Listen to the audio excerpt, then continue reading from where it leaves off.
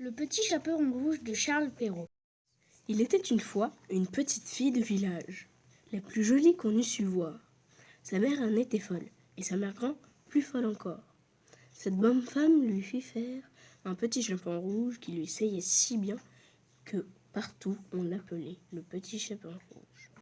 Un jour, sa mère, ayant cuit et fait des galettes, lui dit « Va voir comme se porte ta mère grand, car on m'a dit qu'elle était malade. Porte-lui une galette et ce petit pot de beurre. » Le petit chaperon rouge partit aussitôt pour aller chez sa mère grand qui demeurait dans un autre village.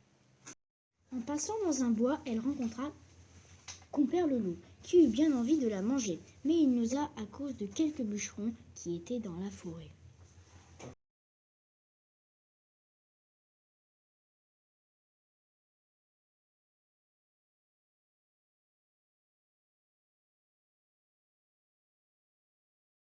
Demeure-t-elle bien loin ? Lui dit le loup. Oh oui, dit le petit chaperon rouge, c'est par-delà le moulin que vous voyez tout là-bas, à la première maison du village. Eh bien, dit le loup, je veux l'aller voir aussi. Je m'y en vais par ce chemin-ci et toi par ce chemin-là, et nous verrons qui plus tôt y sera. Le loup se mit à courir de toute sa force par le chemin qui était le plus court, et la petite fille s'en alla par le chemin le plus long, s'amusant à cueillir des noisettes, à courir après des papillons et à faire des bouquets des petites fleurs qu'elle rencontrait. Le loup ne fut pas longtemps à arriver à la maison de la mère grand. Il heurte. « Qui est là ? » ?»« C'est votre fille, le petit chaperon rouge, » dit le loup en contrefaisant sa voix, « qui vous apporte une galette avec un petit pot de beurre que ma mère vous envoie. » La bonne mère grand, qui était dans son lit à cause qu'elle se trouvait un peu mal, lui cria « Tire les chevillettes et la bobinette, cher rat !» Le loup tira la chevillette et la porte s'ouvrit.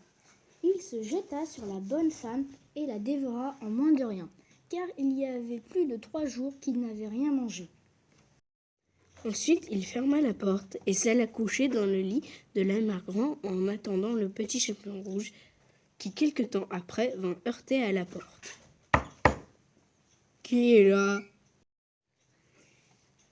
Le petit chaperon rouge, qui entendit la grosse voix du loup, eut peur d'abord, mais croyant que sa mère grand était enrhumée, répondit « C'est votre fille, le petit chaperon rouge, qui vous apporte une galette et un petit pot de beurre que ma mère vous envoie. » Le loup lui cria en adoucissant un peu sa voix.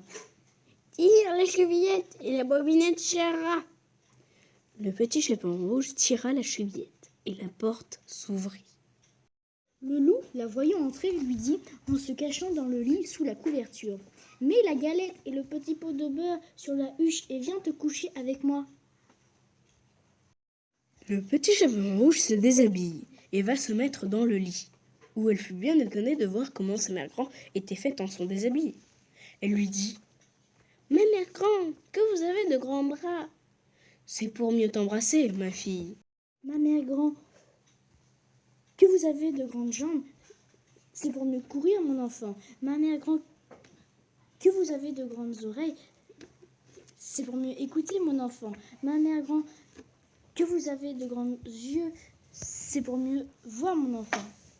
Ma mère grand, que vous avez de grandes dents, c'est pour te manger. » Et en disant ces mots, ce méchant loup se jeta sur le petit chaperon rouge et la mangea.